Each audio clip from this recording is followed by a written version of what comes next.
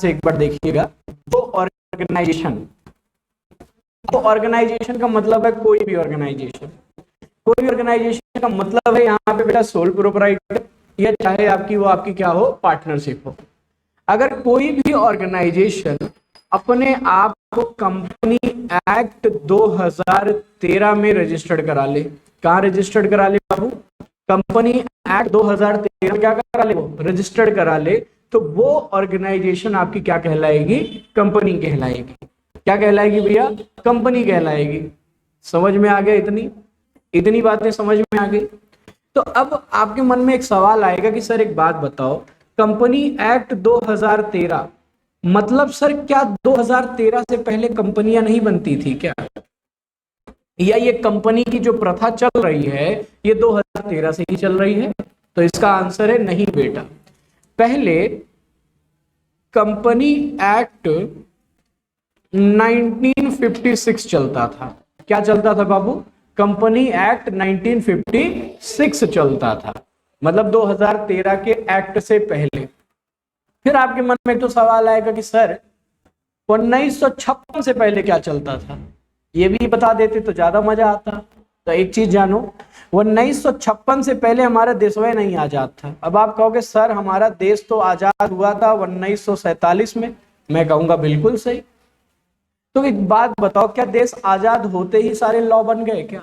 अरे भैया 2 साल 3 साल 4 साल 10 साल, यहां तक कि कुछ ऐसे ऐसे लॉ हैं जो अभी अभी पास हो रहे हैं। जैसे आप जीएसटी की बात करो, तो जीएसटी कब पास हुआ था, 2017 में। सोचो पास होना चाहिए था, कब पास हुआ है, कब? और आपको कमाल की बात मैं बताऊं, जीएसटी की जो बिल है वो 2000 में पास हो गया था। मतलब उस समय के जो फाइनेंस मिनिस्टर थे उन्होंने जीएसटी का बिल विधानसभा में पास वो करवा दिया था, प्रेजेंट करा दिया था। लेकिन हमारे देश के महान महान महान महान नेताओं ने बिल को ऐसा ऐसा ऐसा घसीटा कि 17 साल लग गया एक नॉर्मल सा कानून बनाने में। आप ये भी जानो, और एक चीज और जानो, जो आपका जीएसटी है ना, ये पेट्रोल और डीजल पे नहीं लगता। अब आप कहोगे सर कहाँ है, इसलिए नहीं लगता क्योंकि सरकार नहीं चाह रही है। क्योंकि अगर सरकार चाह दे जीएसटी पेट्रोल और डीजल पे, यकीन मानिए जितनी भी आपकी कॉस्ट है ना पेट्रोल और डीजल की 50% रिड्यूस हो जाएगी, 50% रिड्यूस हो जाएगी। यानी आज आपका एक कितने मिलता है, 100 रुपए मिलता था, 100 रुपए ना, जीएसटी और अप्लीकेबल जैसे करेंगे ना खट्टे से सीधा 50% पे आ जाएगी।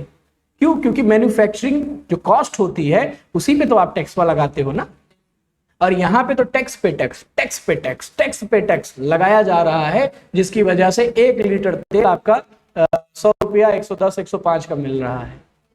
ये भी जानो, तो जिसमें फायदा है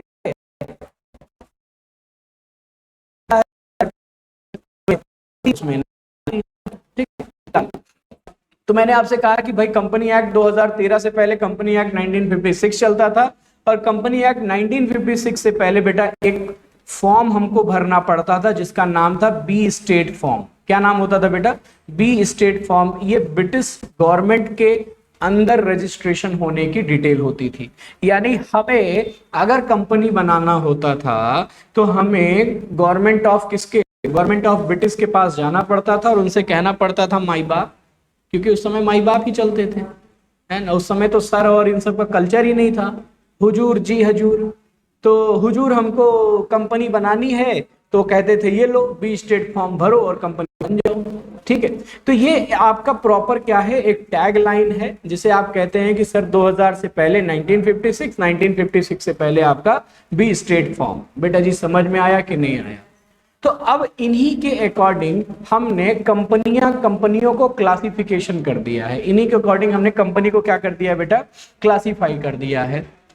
अब देखिए ध्यान से, जब आप टाइप ऑफ कंपनी की बात करते हो, जब आप किसकी बात करते हो बेटा, जरा बताओगे मुझे, जब आप किसकी बात करते हो टाइप ऑफ कंपनी में, जरा देखो कितनी कंपनी आपको दिख रही हैं। एक, पढ़ो मेरे साथ एक बार, जरा जोड़ेंगे, 1 2 3 4 5 6 7 8 9 10 11 सर 12 12 तरीके की कंपनियां हैं आपके सामने। कितने तरीके की कंपनियां हैं बाबू? 12 तरीके की कंपनी है। अब सर यह कैसे होगा? देखो आखिरी में मैं आपको एक छोटा सा डायग्राम बनवाऊंगा और उस डायग्राम में कंपनियां आ जाएंगी।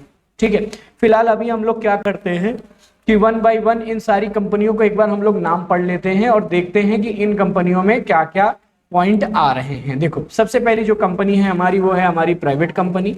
दूसरा कंपनी हमारी क्या है बाबू? पब्लिक कंपनी है। तीसरा हमारी क्या है बेटा? वन मैन कंपनी है। एक चीज कमाल की बताऊं आपको, ये जो वन मैन कंपनी है ना, ये 2013 की देन है। किसकी देन है? 2013 की देन है। अब आप कहोगे सर 2013 की देन है मतलब ये डिस्टेंस ही नहीं था तो सब था। अरे भैया अभी ये जो 2013 वाला पास हुआ है ना, इसमें वन मैन कंपनी इन्होंने डाला है, उससे पहले इसका कोई अस्तित्व तो नहीं था। बातें इतनी समझ में आ गई बेटे? फिर उसके बाद स्मॉल कंपनी की बात करते हैं। किसकी बात करते हैं? Small company. स्मॉल कंपनी के बाद अगला क्या है आपका? Listed company. फिर क्या है बेटा आपका? Unlimited company. फिर क्या है आपका? Limited by share company.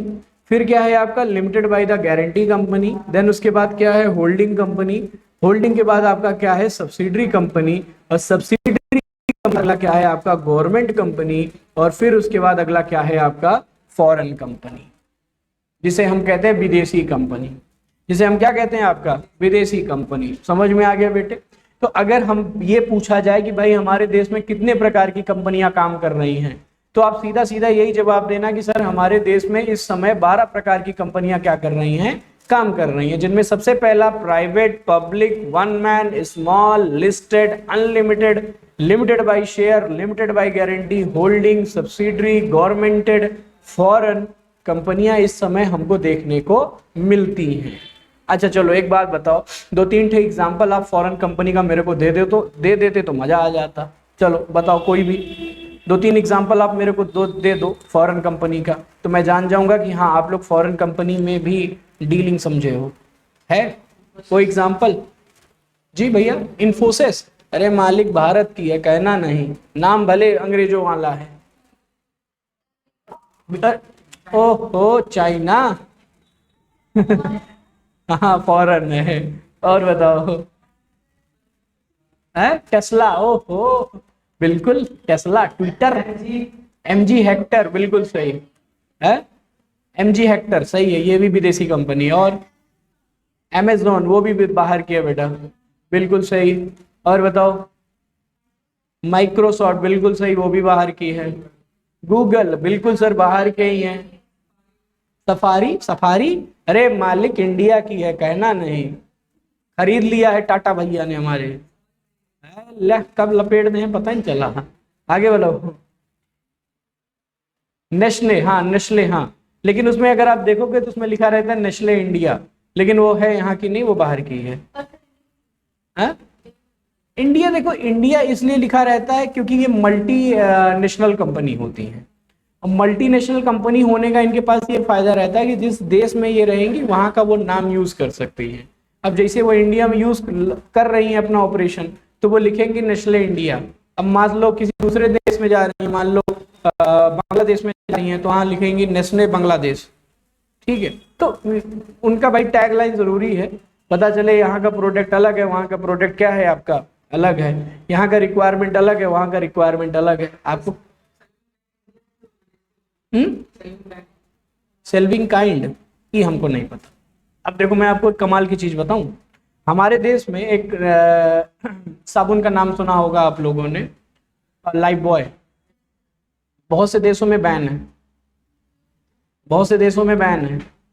बहुत से देशों में बैन होने के साथ साथ कुछ ऐसे देश हैं जहाँ पे वो कुत्ते होते हैं ना, उनको नहलाने के लिए लाइफ बॉय का इस्तेमाल होता है, और हम लोग यहाँ अपने आप को रगड़ रगड़ के नहाते हैं।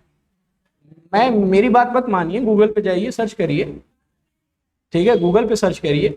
बहुत सी ऐसी दवाइयां हैं जो बैन हैं दूसरे देशों में, हमारे देश में चल रही हैं धड़ल्ले से। आप ये जानो सर ऐसा क्यों होता है, दूसरे देश में बैन है, हमारे देश में चल रहा है। तो बेटे हमारे देश की जो पॉलिसी होती है ना, इस वजह से वो आ जाते हैं। और दूसरी बड़ी बात, हमारे देश में एक चीज बहुत पहले से चलती आ रही है, और वो जानते हो क्या है? दो उंगलियों को ऐसे रगड़ो, बस समझ में आ जाएगा कि सर हम किसकी बात कर रहे हैं। ठीक है, तो थोड़ा सा फायदे के लिए हम लोगों को नुकसान में पहुंचा दिया जाता है। तो फिलहाल नंबर ऑफ कंपनी कितनी है समझ में आ गया भैया। ठीक है, चलो अब वन बाय वन इनके बारे में हम लोग क्या करते हैं, पढ़ते हैं। देखो ये भी एक छोटा सा डायग्राम है, इसको भी आप लोग बना लीजिएगा। और ये डायग्राम क्या है कि सर इन कंपनियों में कौन कौन से डॉक्यूमेंट मेनली यूज होते हैं, preparation of the financial statement. Sir कौन कौन से डॉक्यूमेंट यूज होते हैं, देखो इसके बारे में हम एक बार ऑलरेडी आपको बता चुके हैं, याद है कि नहीं याद है। जब मैं आपको पहला लेक्चर दे रहा था तो पहले लेक्चर में मैंने आपको बुक्स ऑफ अकाउंट कौन कौन से प्रिपेयर किए जाएंगे उसमें मैंने पूरी की पूरी कैटेगराइजेशन कराई थी, अगर आपको याद हो। तो किसी के पास है तो मुझे दिखाए, हाँ किसी के पास नोट्स है तो मेरे को दिखाए, मैं दिखाता हूं। पहले दिन पहला लेक्चर ही था जिसमें मैंने वो कैटेगराइजेशन कराया था।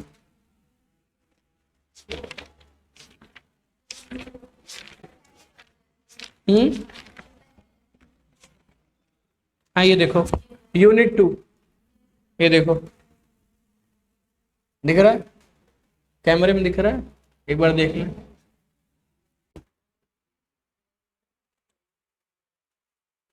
थोड़ा सा जूम करेंगे, अब दिखा, दिखा, दिख गया, ठीक है दिखा, अच्छा चलो। तो ये यूनिट 2 में है, आप चाहें तो प्रीवियस के लेक्चर को आप क्या कर सकते हैं, वहां से आप फॉलो अप करा सकते हैं इसका। चलिए फिलहाल अभी हम लोग इसका फिलहाल कंपनी का बात करेंगे। तो कंपनी में देखो सबसे पहले जो आपका अकाउंट प्रिपेयर किया जाता है, यहाँ पे अकाउंट नहीं बल्कि आपका क्या होता है बेटा, स्टेटमेंट होता है, statement of profit and loss account. ठीक है, पहला क्या होता है आपका, statement of profit and loss account होता है बाबू। दूसरा है हमारा क्या, कैश फ्लो। दूसरा क्या है हमारा बाबू, कैश फ्लो स्टेटमेंट। ठीक है, अच्छा कैश फ्लो के बारे में हमने थोड़ा सा आपको बताया है, बताओ कहां पे, अकाउंटिंग स्टैंडर्ड 3 में, बिल्कुल सही बात है, अकाउंटिंग स्टैंडर्ड 3 में हमने इसके बारे में क्या किया था, चर्चा किया था। फिर उसके बाद देखो नोट्स टू अकाउंट, मैंने आपको बताया था ये फुट नोट में क्या किया जाएगा, डिस्क्लोज किया जाएगा। फुट नोट में आपको क्या किया जाएगा, डिस्क्लोज किया जाएगा। लास्ट आपका क्या है, बैलेंस शीट, जिसने आपका न जाने कितनी बार खून पिया होगा, जिसमें आप लोग कहे होंगे कि सर आज सब कुछ मैच कर जाता है लेकिन बैलेंस शीट नहीं मैच करती। लेकिन बेटा यकीन मानिए अब उसके बाद से कोई भी ऐसी बैलेंस शीट नहीं होगी जो मैच ना हो, हम सब मैच करवाएंगे। क्यों, क्योंकि हम सारा का सारा बेसिक आपको समझाएंगे कि किस वजह से हमारी बैलेंस शीट क्या होती है, गलत होती है। ठीक है, वो रीजन हम आपको सारा का सारा एक्सप्लेन करेंगे जिसकी वजह से हमारी बैलेंस शीट क्या हो जाती है बेटा, गड़बड़ हो जाती है। ठीक है, तो चलिए फिलहाल अभी हम लोग स्टार्ट करते हैं अपने इंट्रोडक्शन से। देखिए क्या लिखा है, एक बार पढ़ेंगे। मीनिंग ऑफ कंपनी से हम सीधा स्टार्ट करेंगे और हेडिंग भी आप लोग दे दीजिएगा, मीनिंग ऑफ कंपनी। तो देखिए मीनिंग ऑफ कंपनी की जब हम बात करेंगे तो बेटा ये जो कंपनी शब्द है ना, ये आपका लैटिन वर्ड कॉम से आया है। ये आपका लैटिन वर्ड कहां से आया बाबू, कॉम से आया। अब आप कहोगे सर कॉम का मतलब क्या होता है, अरे कॉम का मतलब होता है टुगेदर, टुगेदर। अब टुगेदर क्या होता है, अरे सर एक साथ आना, एक साथ मिलकर काम करना, एक साथ आना, एक साथ मिलकर क्या करना, काम करना। भाई कॉम का मतलब यही तो है, आपने सुना होगा ना, फला कॉम का बंदा है, ये फला कॉम का बंदा है। कॉम मतलब वो COM नहीं, वही वाला कॉम जो आपके दिमाग में आ रहा है। कॉम मतलब संगठन, कॉम मतलब आपका क्या, संगठन। और उसी लैटिन वर्ड कॉम से ही क्या बन के आ गया है, आपका कंपनी आ गई। और देखो यहाँ पे चीज और भी लिखी है, ब्रीड, जिसे हम कहते हैं जाति। जैसे आप लोग कहते हो ना किस ब्रीड का कुत्ता है, तो आप कहते हो जर्मन शेफर्ड है। फिर क्या कहते हो, लेब्राडोर है। अरे सर देसिया है जेका हिंदी में क्या कहा जाता है, कुकुर तो सबका कहा जाता है, चमर पिलई, अरे राम राम, छोड़ के इज्जत कर लेते हैं भाई। वही हाल है कि तुम्हारा कुत्ता कुत्ता, हमारा कुत्ता चमर पिलई है। चलिए कोनो बात नहीं, अरे वही जो रोड रोड पे बेचारे लोग रहते हैं। आइए देखते हैं इसमें क्या लिखा है। Originally the word refer to association of a person और अ मर्चेंट मैन मैन फिर क्या है, डिस्कसिंग मैटर एंड टेकिंग, क्या लिखा है, food together, discussing matter and taking food together, what is this sir? मतलब खाना भी खाएंगे और आपस में बातचीत भी करेंगे? नहीं, बातचीत करेंगे और आपस में खाना शेयर करेंगे। देखो, खाने का मतलब है यहां से बेटा प्रॉफिट से, खाने का मतलब यहाँ किससे है, आपके प्रॉफिट से है, वो वाला खाना मत समझ लीजिएगा, ठीक है। जैसे सपोज करिए कि आप काम करें, ठीक, और आपका जो मालिक है यानी एम्प्लॉयर है वो आपसे कहे कि भैया हम आपको पैसा नहीं देंगे, लेकिन आप जो कहोगे हम वो खिलाएंगे, जो कहोगे हम वो खिलाएंगे, जरा सोच के बताओ, काम करोगे कि नहीं करोगे? काहे नहीं करोगे भैया? हम तो करने को तैयार हैं, हम उसको ऐसी ऐसी चीज बताएंगे ना उससे बेहतर वो, इससे वो कहेगा कि भैया काम करो, पैसा ले लो मालिक, मंगा खुद लो। भाई एक बात बताओ, इंसान किस लिए कमाता है? खाने के लिए है ना, खाने के लिए ही तो। और खाने का मतलब कैसे? पैसा। या तो आप खुद उगाइए, खुद काटिए, खुद बोइए, या तो मार्केट में जाइए, पैसा दीजिए, सामान लेकर आइए। आप ये भी तो जान, आप एक चीज जानिए, जितने भी लोग हो यहाँ पे, आपकी इनकम का 75% पैसा खाने में जाता है, 75% पैसा। अरे काहे नहीं, सुबह से लेके शाम तक देखो खा ही तो रहे हो। क्या सुबह सुबह उठते हो तो मंजन नहीं खाते हो सर? उसको तो हम थूक देते हैं, छह रगड़ते हो तो वही तो कंजम्पशन हुआ, नहीं हुआ? फिर सुबह उठने के बाद चाय हो गई, ब्रेड हो गई, और दोपहर में फिर दबा के एक बढ़िया 4-5 रोटी, बढ़िया सब्जी, दाल भात लेके लपेटोगे नहीं लपेटोगे? खाओगे, है ना? फिर शाम हुई तो चलो चाय पी लेते हैं, और कुछ बच्चे कहते हैं चलो कुछ और कर लेते हैं। तो खाना पीना दोनों एक ही होता है यार।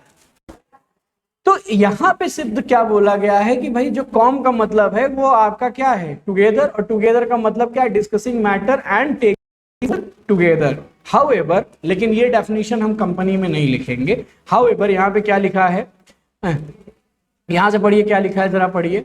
जो कंपनी लॉ की डेफिनेशन है वो क्या लिखा है, पढ़िए जरा। कहता है कंपनी लॉ, यहां से पढ़िए, company law is the terms of the company which is formed और incorporated under the company act 2013 और existing company formed and registered under any of the previous company law. देखो यही चीज मैंने बताई थी कि नहीं बताई थी?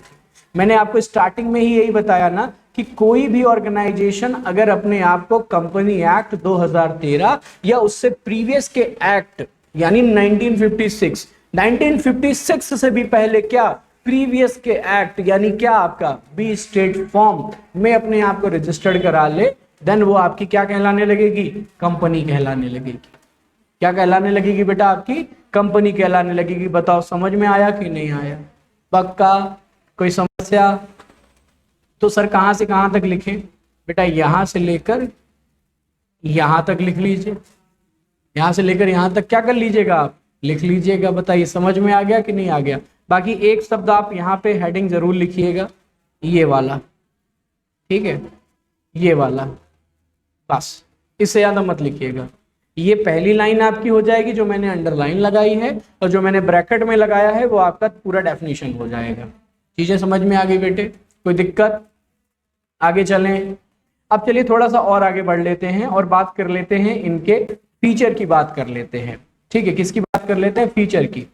बाकी आपका मन करे तो यहाँ पे कुछ लोगों ने डेफिनेशन भी दी है, मार्शल ने भी दी है, हैने ने भी दी है, तो इनमें से भी आप कोई भी एक डेफिनेशन क्या कर लीजिएगा, लिख लीजिएगा। आप एक काम करिएगा, इनकी डेफिनेशन लिख लीजिएगा, हैने वाली, ठीक है, या मार्शल का मन करे तो मार्शल वाला लिख लीजिएगा। पढ़ लेते हैं एक बार। इनमें क्या लिखा है कि a corporation is and the artificial being invisible, intangible and existing only in the, क्या लिखा है बेटा, कॉम्पिटेंशनल ऑफ लॉ, ठीक है। और फिर ने क्या लिखा है कि कंपनी इज, हाँ जी क्या, हाँ मैं पढ़ रहा हूं, वही पढ़ रहा हूं। लिखा है artificial person created by law with a perpetual cessation and the common seal. देखो हैने की डेफिनेशन में ना, आप मेरी बात सुनिएगा, हैने की डेफिनेशन में आपको 1, 2 और ये 3 फीचर मिल जाएंगे।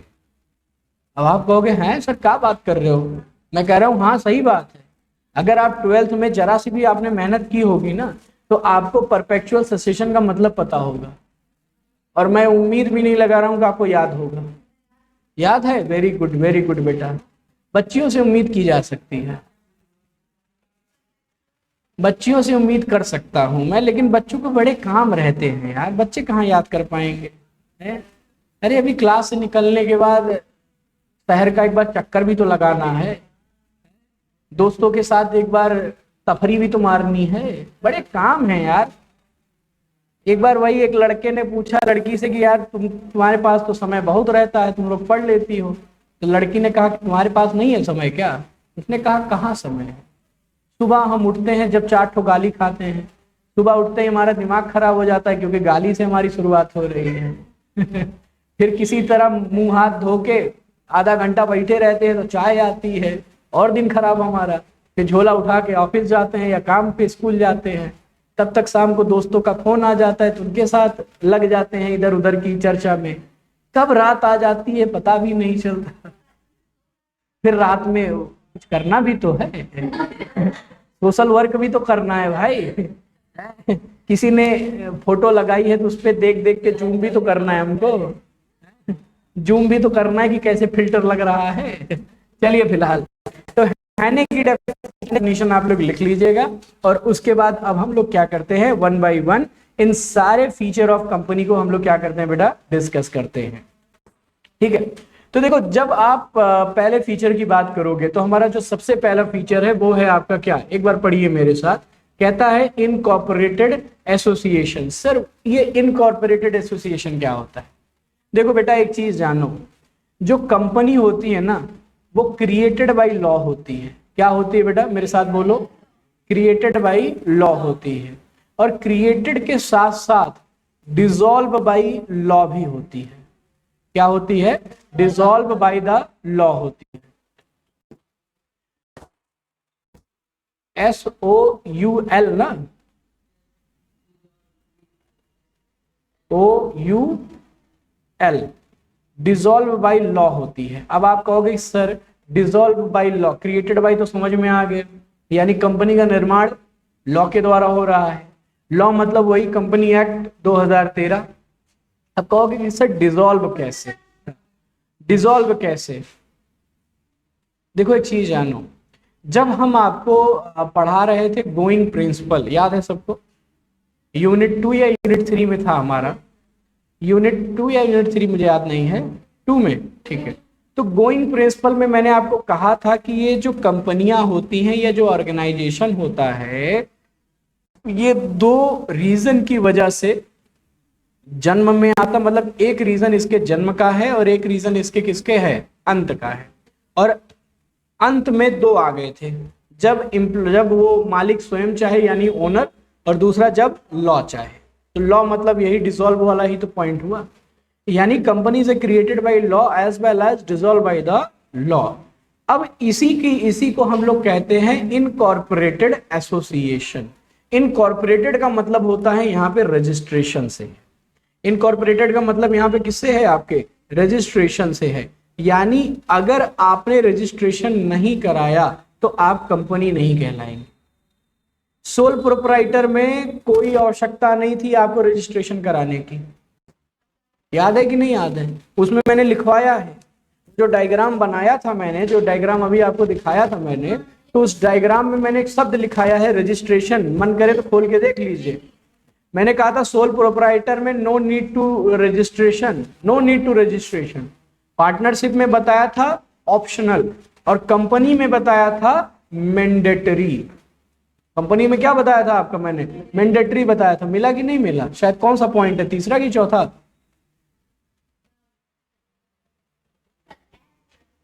एक्ट ना, वही रजिस्ट्रेशन वाला है ना। तो वहां पे देखो भाई एक्ट है तो ही रजिस्ट्रेशन है ना, चीजें समझ में आ गई। यानी इनकॉर्पोरेटेड एसोसिएशन का मतलब क्या होता है बाबू, आपका रजिस्ट्रेशन से है। यहाँ पे देखिए, यहाँ पे लिखा भी एक लाइन है, बहुत प्यारी लाइन लिखी है, कहता है the company come into the existence through the operation of the law, यानी लॉ के द्वारा ही इसका जन्म हो रहा है। आगे क्या कह रहा है, therefore incorporation of the company under the company act it must, क्या लिखा है बेटा, इट मस्ट, यानी कराओगे तभी आप कहलाओगे। ठीक है, आगे क्या कहता है, विदाउट, देखो लिखा भी है, without such registration no company can come into the existence being created by law, it is regarded as the artificial legal person. यानी मतलब क्या है इसका, जैसे ही आप बाबू रजिस्टर्ड हो जाते हो, जैसे ही आप रजिस्ट्रेशन करा लेते हो, देन एसोसिएशन क्या कहलाता है आपका, आर्टिफिशियल लीगल पर्सन कहलाता है। क्या कहलाता है बेटा आपका, आर्टिफिशियल लीगल पर्सन। और यही कारण है, जो कंपनी के मेंबर होते हैं ना, यही कारण है कि जो कंपनी के मेंबर होते हैं उनकी लाइबिलिटी क्या होती है, लिमिटेड होती है। उनकी लाइबिलिटी क्या होती है, लिमिटेड। क्यों, क्योंकि सर यहां पे सेपरेट बिजनेस एंटिटी कॉन्सेप्ट लग रहा है, ध्यान दीजिएगा भैया। सेपरेट बिजनेस एंटिटी कॉन्सेप्ट क्या होता है, जिसमें business and businessman both are different होते हैं, है ना, business and businessman both are different, सही है कि नहीं है। अगर आप पार्टनरशिप की बात करोगे तो वहां पे लिखा रहेगा no separate legal existence, sole में भी पढ़ोगे तो वहां पे लिखा रहेगा नो सेपरेट लीगल एग्जिस्टेंस, लेकिन कंपनी में अगर आप पढ़ोगे ना तो सीना ठोक के लिखा रहेगा कि भैया it is the separate legal existence, यानी the liability of the member is the limited because sir it is the artificial, because it is the artificial person. बताइए समझ में आया कि नहीं आया। यानी पहला पॉइंट, एसोसिएशन कोई दिक्कत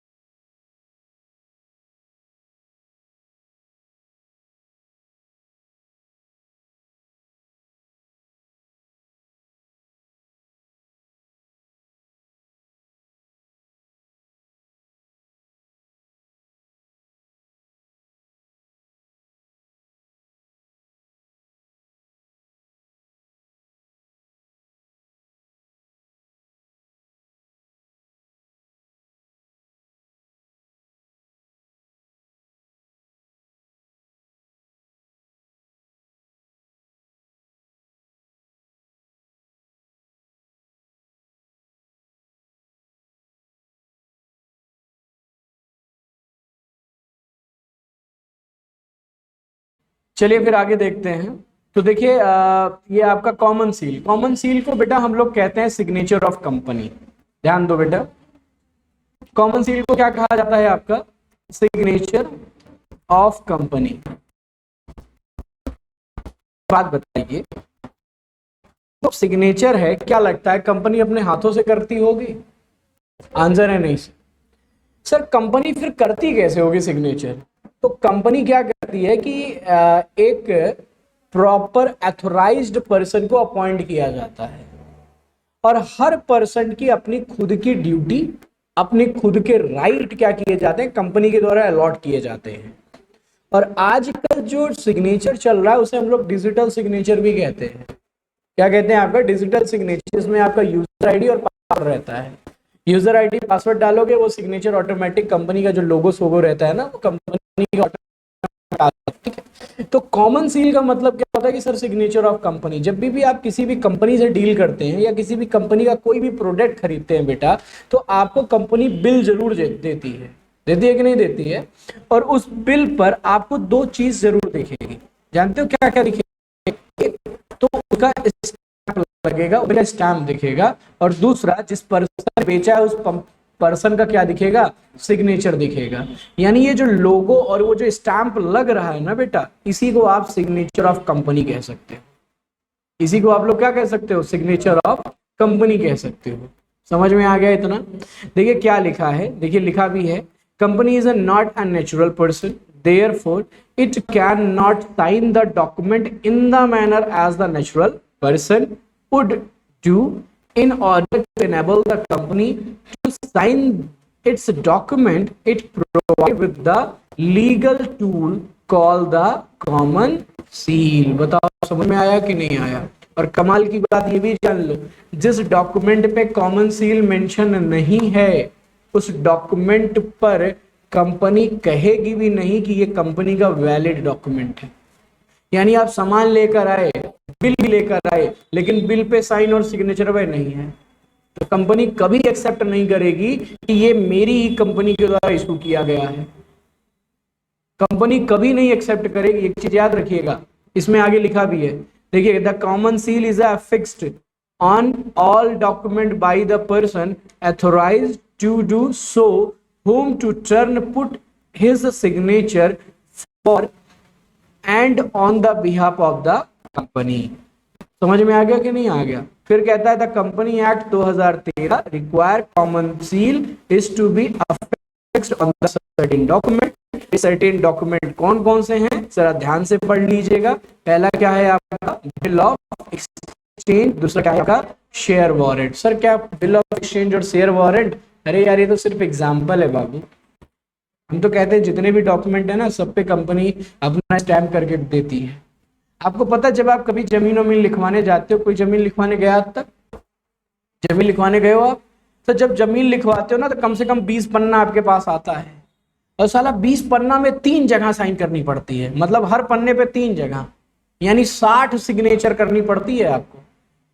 एक बार गलती से हम भी गए थे लिखवाने के लिए, हम उबिया गए, हम कहे यार इससे अच्छा तो हमको बताए होते, हम स्टैम्प लेके चले आए होते। साला हर पन्ने पे सिग्नेचर, हर पन्ने पे सिग्नेचर। हम कहे यार हो क्या रहा है? यही है बेटा आपका ऑथराइजेशन। यानी हर पन्ने पे सिग्नेचर कराने का मतलब ये होता है कि आपने हर पन्ने की सारी डिटेल पढ़ ली है, बस यही सिग्नेचर कराने का उद्देश्य होता है। जान लीजिए, कोई पूछे आपसे ना कितनी सिग्नेचर क्यों कराई जाती है, तो कम से कम ये बता देना कि सर इसका मतलब ये होता है कि आप अपनी कंसर्ट दे रहे हैं, और कंसर्ट तब दी जाती है जब आप सारी टर्म्स और कंडीशन को पढ़ लिए होते हो। बताइए समझ में आया कि नहीं आया? चलिए बहुत सुंदर। आओ भैया कंपनी सेक्रेटरी, देखो क्या लिखा है। Now the use of the common seal has been made as a optional. All such documents which required affixing the common seal may now instead by the sign of the 2 director or 1 director and 1 company secretary of the.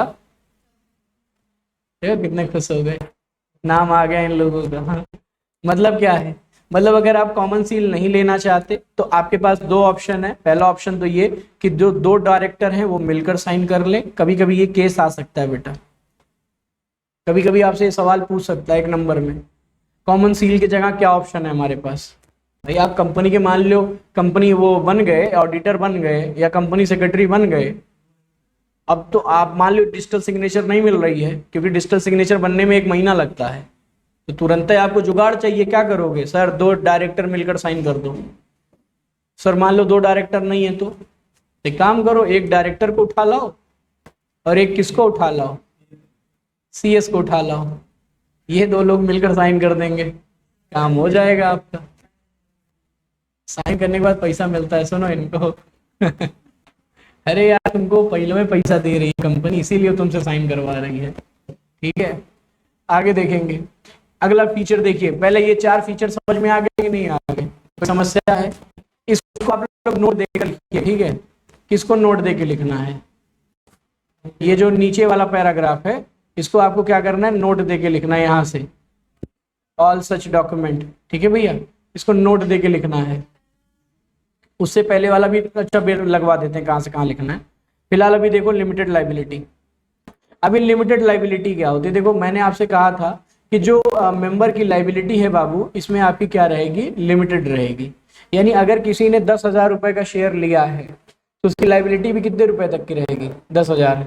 किसी ने अगर 500 का share लिया है तो, किसी ने 100 रुपए का शेयर लिया है तो क्या लिखा है, the liability of the every share holder of the company is a limited to the amount he has agreed to pay the company on the share allotted to him।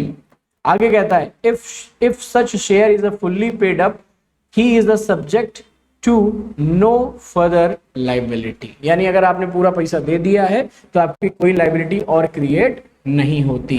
समझ में आ गया बाबू? कोई समस्या? चले आगे।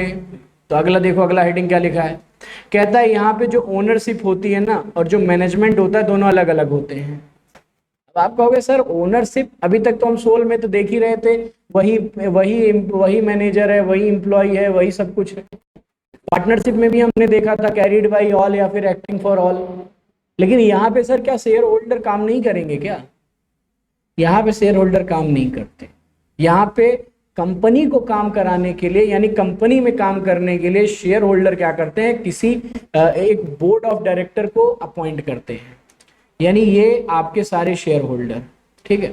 तो ये शेयर होल्डर क्या करते हैं ना बेटा, BOD को अपॉइंट करते हैं। किसको अपॉइंट करते हैं बेटा? BOD। BOD मतलब क्या होते हैं, बोर्ड ऑफ डायरेक्टर। और बोर्ड ऑफ डायरेक्टर में आपके क्या करते हैं वो लोग, मैनेजमेंट करते हैं, यानी कंपनी को कैसे चलाना है। यानी यहाँ पे जो ओनरशिप होती है और जो आपकी क्या होती है मैनेजमेंट की टीम होती है, वो दोनों क्या होती है, अलग अलग होती है। वो क्या होती है आपकी, अलग अलग होती है। लेकिन इसका मतलब ये नहीं है कि शेयर होल्डर कंपनी में जाके कार्य नहीं कर सकते, उनका मन करे तो वो कार्य कर सकते हैं। क्यों? क्योंकि मैनेजमेंट जो डिसीजन लेता है ना, उस डिसीजन की रिपोर्ट वो किसको देगा, शेयर होल्डर को देगा। ध्यान से सुनिएगा, मैनेजमेंट जो कार्य करने जा रहा है उस कार्य की जो रिपोर्टिंग है, उस कार्य की जो क्या है आपकी रिपोर्टिंग है, उस रिपोर्टिंग के बारे में कौन देगा आपको, जाके शेयर होल्डर से ही तो वो डील करेगा ना। किससे डील करेगा वो? आपके शेयर होल्डर से ही डील करेगा। बताइए समझ में आया कि नहीं आया? इतनी बातें समझ में आई कि नहीं आई? पहले बताइए, हाँ ना में जवाब दे दीजिए। ठीक है, समझ में आ गया बेटा? हाँ ना बोलो यार। हाँ फिर अब ठीक लग रहा है, फीलिंग अच्छी आ रही है जब आप लोग एसेस करते हैं। देखिए क्या लिखा है, कहता है since the number of the share holder is a very large and may be is a distributed at a different geographical location, मतलब अलग अलग जगह पे। एक बात बताओ, मैं यहाँ हूँ सुल्तानपुर में हूँ, क्या मैं रिलायंस का शेयर नहीं खरीद सकता? रिलायंस पता चला बंबई की कंपनी है। अब एक बच्चे ने कहा था टेस्ला, हमारे यहाँ की तो है नहीं, कहाँ की है, ब्रिटेन की है कि अमेरिका की है? कहीं की है, कहीं की है, हमें नहीं पता। रुक जाओ, अभी मोदी कहाँ गए थे? हाल ही में अमेरिका गए थे। हाँ तो टेस्ला की है, अमेरिका की है। क्यों? क्योंकि वहीं पे उन्होंने उनसे मिला था, क्या नाम है उसका, इलॉन मस्क, जो नाम है बताओ। हमारे यहाँ ऐसे बंदे का नाम किसी का रखे तो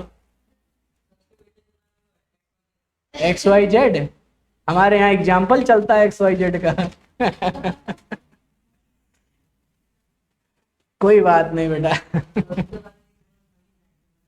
अरे ठीक है, बताइए XYZ।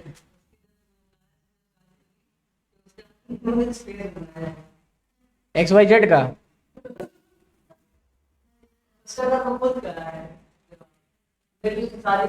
हो सकता है भैया, दुनिया के सबसे अमीर आदमी हैं, वो कुछ भी कर सकते हैं। ठीक है भाई, क्योंकि पैसा एक ऐसी चीज होती है जो लंगड़े को भी दौड़वा देती है, अंधे को भी दिखा देती है, ये भी तो चीज है ना। चलो आगे देखो, कहता है ओनरशिप एंड मैनेजमेंट यहाँ तक हो गया। कहता है it become difficult for them to carry on the operational management of the company on day to day basis. यानी हम काम नहीं कर सकते यार मैनेजमेंट में जाके, क्यों? क्योंकि हम लोग अलग अलग जगह पे हैं, तो अलग अलग जगह पे होने की वजह से हम बोर्ड ऑफ डायरेक्टर को क्या कर सकते हैं, अपॉइंट कर सकते हैं। कहता है this give rise to need the separation of the management and the ownership. बताइए छठवां फीचर समझ में आया कि नहीं आया, कोई दिक्कत? अब देखिए कुछ और फीचर हैं। कहता है नॉट अ सिटीजन, बिल्कुल सही है। क्यों सर? अब देखो सिटीजन अगर होते आप ना तो आपको वोट देने का अधिकार होता। किसका किसका वोटिंग आईडी बन गया है? मेरा तो बना है, आप लोग बताओ। वोटिंग आईडी नहीं बना है। अब आप कहोगे सर अगर वोटिंग आईडी नहीं बना है तो क्या हम सिटीजन नहीं है? अरे हो सिटीजन। सिटीजन दो कंडीशन में होती है। सिटीजनशिप जानते हो दो कंडीशन में आती है, एक बाई बर्थ होती है, दूसरी आपकी बाई एडॉप्शन होती है। एडॉप्शन का मतलब जैसे वो लड़की आई है ना यहाँ, वहां से यहाँ तक आई है ना भारत में अपने मजनू को खोजने के लिए। मजनू यानी क्या नाम था उसका? सचिन। गजब की किस्मत है भाई, मानना पड़ेगा। यहाँ हमारे शहर के लौंडे परेशान हुए पड़े हैं, पबजी डाउनलोड कर लिए। यहाँ तक कि क्लास में एक लड़का है आदर्श, जिस दिन पता चला, आदर्श नाम है, क्या नाम वो, सुमित, जब पता चला कि पबजी से आई हो, पबजी डाउनलोड कर लिया। पर ऑनलाइन खेलता है। चलो और देखो, सुमित शुक्ला, आने दो उसे। कहता है the company is not a citizen in the same sense of a natural person. It is created by the process of the law. It has the legal existence but does not enjoy the citizenship right duty as the enjoy by the natural person. भाई citizenship का मतलब क्या होता है? शादी करते हैं, ब्याह करते हैं, वोट डालते हैं। कंपनी ऐसा करती है क्या? नहीं ना। ऐसा तो नहीं कि रिलायंस कंपनी किसी को प्रपोजल दे दे, टाटा आओ तुमसे हम ब्याह करना चाहते हैं। ऐसा नहीं होता ना बेटा, ये होता है। तो ये भी आपका फीचर है, company is not a citizen. अगला क्या है? Transferability of the share. बिल्कुल देखो ध्यान से, जब ट्रांसफरेबिलिटी ऑफ द शेयर की बात करते हो ना, हमेशा याद रखिएगा ट्रांसफरेबिलिटी पब्लिक वाले में होती है, प्राइवेट वाले में नहीं होती है। लेकिन प्राइवेट में भी होती है, बस कुछ एक्सेप्शनल कंडीशन के साथ होती है। कैसे होती है? आपके कुछ एक्सेप्शनल कंडीशन के साथ होती है। ठीक है भैया, एक बार पढ़ेंगे। The capital is a contributed by the share holder. ध्यान से पढ़िएगा। The capital is a contributed by the share holder through the subscription of the shares. Such share are the transfer by its member. आगे क्या लिखा है? Except in case of the private limited company which may be the certain restriction of such transferability. क्यों? क्योंकि इसमें maximum number of the जो member होते हैं वो 200 होते हैं। अभी बताऊंगा आपको, मैं डिफरेंस बताऊंगा उसको। ये पॉइंट समझ में आ गया आपको? अगला पॉइंट कहता है मेंटेनेंस ऑफ द बुक्स। कौन कौन सी किताबें बनाई जाती हैं? अरे तो मालिक ये डायग्राम आपने क्या करने के लिए बनाया है? कहाँ गया ये डायग्राम? ये रहा, maintenance of book, statement of profit and loss, balance sheet, cash flow, notes to account. बताओ समझ में आया कि नहीं आया? चलो आगे कहता है पीरियोडिक ऑडिट। ये बहुत जरूरी है। पीरियोडिक ऑडिट मतलब एक समय अवधि पर आपको अपने बुक्स की क्या करानी है? ऑडिट करानी है। और ऑडिट कौन करेगा? देखो एक तो पिक्चर, एक तो सीरीज आई है हाफ सीए, देखे हो? देख रहे हो? अरे मालिक मत देखो, हाथ जोड़ के निवेदन है, मत देखो। इतना साला डिमोटिवेट किया गया है। आधा घंटा भाई साहब हम देखे उसको, आधा घंटे के बाद हम कहें अगर जितने भी लड़के इसको देखेंगे ना, सबका दिमाग में घूम जाएगा। आप इमेजिन करिए कि एक टीचर आए और टीचर आने के बाद वो निगेटिव चीजें गिनाए, most tough exam in the India. अरे भैया ऐसा कैसे? अरे most tough exam in the India, तभी तो घोड़े और गधों की अलग किया जाएगा। अरे सब सीए हो जाएंगे, सबके सब अगर सीए बन गए तो अकाउंटेंट का क्या काम रहेगा? आप ये भी तो सोचो। एक चीज, जैसे एक बार हमारे देश के प्रधानमंत्री हमारे आईसीएआई वाले इवेंट में गए थे और भावुकता बस उन्होंने एक चीज कह दिया था, याद है किसी को? हाँ, आपका सिग्नेचर प्रधानमंत्री के सिग्नेचर से ज्यादा वैल्यूएबल है। सच में? है? सच में? बताओ। नहीं, मैं क्या कह रहा हूं, सच में हमारी जो औकात है ना, वो सिर्फ फाइनेंशियल कैपिटल पर ही है, सिर्फ पैसे से संबंधित है हमारी औकात, इसके अलावा हमारी कोई औकातें नहीं है। एक चीज जान लीजिए, हर चीज का अपना खुद का इंपॉर्टेंस होता है। जिस प्रकार दिन का अपना इंपॉर्टेंस है, उसी प्रकार रात का अपना इंपॉर्टेंस है। कंपेयर नहीं करना चाहिए, लेकिन भावुकता बस कह देते हैं ना सर, जोश जोश आ जाता है। ठीक है, कृपया करके मत देखिएगा, लेकिन बाद में अगर देखनी पड़े तो देखिए भैया, कौन मना कर रहा है? आपका फोन, आपका इंटरनेट। लेकिन मैं नहीं कहूंगा कि देखिए एक चीज जानिए, हमेशा एक चीज जानिए बेटा, जब आप किसी से कंपेयर करने लगते हैं ना, तो आप अपने आप को छोटा कर लेते हैं। कोई भी बड़ा व्यक्ति किसी दूसरे व्यक्ति से अपना,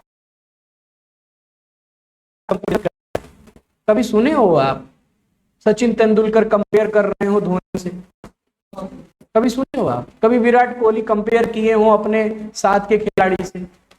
यार उसका फील्ड अलग है, उसका फील्ड अलग है, उसकी टेक्निक अलग है, उसकी टेक्निक अलग है। तो ठीक उसी प्रकार आपका भी अलग है भाई।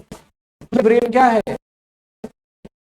अलग है। किसी को 10 मिनट में चीज समझ में आ जाती है, लेकिन जीतता वही है जो कंटिन्यूअस काम करता रहता है। बचपन में आप लोगों ने खरगोश और कछुए वाली कहानी तो सुनी है ना, तो आप अपने आप को कछुआ मान लो, तब जाके आप जीत पाओगे, जान लो। और कछुआ कौन सा? एकदम बोझा लेकर, बोझा, और बोझा किसका? जिम्मेदारियों पर, तानों का बोझा, जिम्मेदारियों का।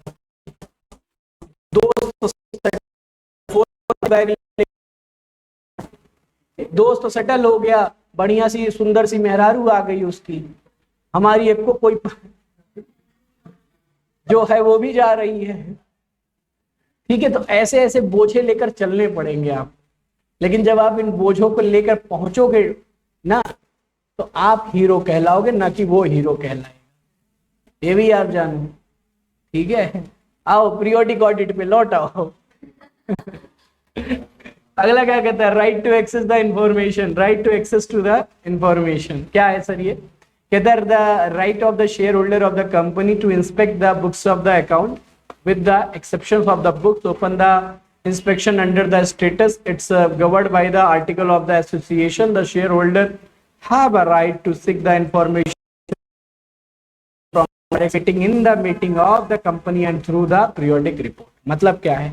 मतलब ये है भैया, जो मेंबर्स होते हैं वो मेंबर, जो शेयर होल्डर, देखो अभी अभी आपने पढ़ा कि मेंबर और मैनेजमेंट दोनों अलग अलग होते हैं।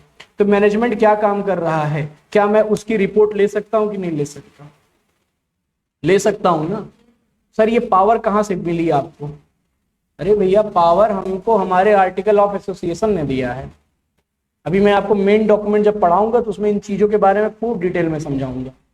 ठीक है, तो जो हमको पावर मिली है, वो पावर कहां से मिली है? हमको आर्टिकल ऑफ एसोसिएशन से मिली है। तो आर्टिकल ऑफ एसोसिएशन में ही ये बात की गई है कि सर जो मेंबर्स होते हैं या जो भी इंटरेस्टेड यूजर होते हैं, आपने पढ़ा है ना यूजर के बारे में, जिसमें इंटरनल यूजर एक्सटर्नल यूजर दो थे। तो ये जितने भी इंटरनल और एक्सटर्नल यूजर होते हैं ना, ये अपने काम की चीज को आपसे ले सकते हैं और आप मना नहीं कर सकते। क्यों? क्योंकि आपको देना आपकी ड्यूटी है। अगर मैं आज चाहूं तो रिलायंस कंपनी का मैं वो बैलेंस शीट मांग सकता हूं। मांगने की क्या जरूरत है? इंटरनेट पे अवेलेबल है। अब आप कहोगे सर इंटरनेट पे अवेलेबल है। हाँ भैया, सर्च करके देख लो। मिल जाएगी आपको। सर ऐसे तो कंपनी का डाटा लीक हो जाएगा। अरे कंपनी का डाटा कैसे लीक हो सकता है भैया, खाली वो आपको ये बता रहा है कि एसेट्स क्या क्या है, लायबिलिटी क्या क्या है, बाकी डिटेल सीक्रेट नहीं रिवील कर रहा है वो अपना, कि वो एसेट्स कहाँ से लेकर आया है, उस एसेट्स पे कितना मॉर्टगेज है, ये सब डिटेल नहीं देगा वो आपको। हाँ, आपके काम की चीज वो आपको दे देगा, जो आप उससे रिलेटेड यूजर रहेंगे वो आपको क्या कर देगा, दे देगा। समझ में आएगी इतनी चीजें। तो these are the feature of the company. ठीक है बेटा, एक बार फिर से देख लेते हैं। पहला क्या है, इनकॉर्पोरेटेड एसोसिएशन, दूसरा क्या है एंटिटी, तीसरा क्या है, चौथा क्या है आपका कॉमन सील, पांचवा क्या है लिमिटेड लाइबिलिटी, छठवां क्या है आपका difference from the ownership and the management, सातवां क्या है not a separability of the maintenance of the book, periodic audit, right to access to information. बताइए ये 11 की 11 फीचर समझ में आए कि नहीं आए, कोई समस्या इसमें? पक्का? अगला हेडिंग समझे। तो अब देखो अगला पॉइंट क्या है। अच्छा, किसको किसको नींद आ रही है, ईमानदारी बताइयो। 1 2 3 बेटा, ठीक है आज की क्लास झेल लो और एक क्लास और झेल लो। हाँ, एक क्लास और झेल लो, क्योंकि उसके बाद फिर हम स्टार्ट करेंगे प्रैक्टिकल। क्या स्टार्ट करेंगे? प्रैक्टिकल। तब मजा आएगा, तब लगवाएंगे आप लोगों से सवाल। जितने लोगों को नींद आ रही है ना, पता चलेगा।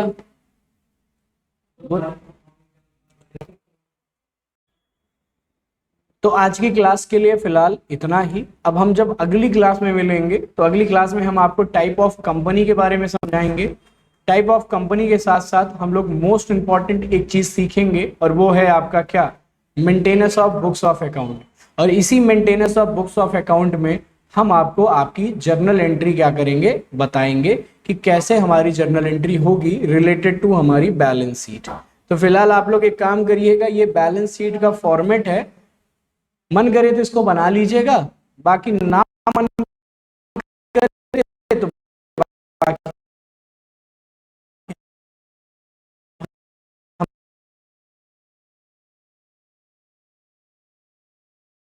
तो आप लोग थोड़ा सा लेबल ज्यादा है, लेकिन ज्यादा लेबल भी नहीं है, इतना ज्यादा भी नहीं है कि आपको समझ में ना आए, जब तक अकाउंटिंग गुरु आपके साथ हैं तो।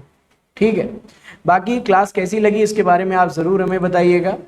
हम लोग हर दिन आपसे मिलेंगे, तब तक के लिए आपको कोई भी समस्या हो, कोई भी प्रॉब्लम हो, आप लोग हमसे जुड़ सकते हैं। ठीक है, चैनल को सब्सक्राइब कर लीजिएगा, वीडियो को लाइक शेयर कमेंट कर दीजिएगा, अपना ख्याल रखिएगा। जय भोलेनाथ।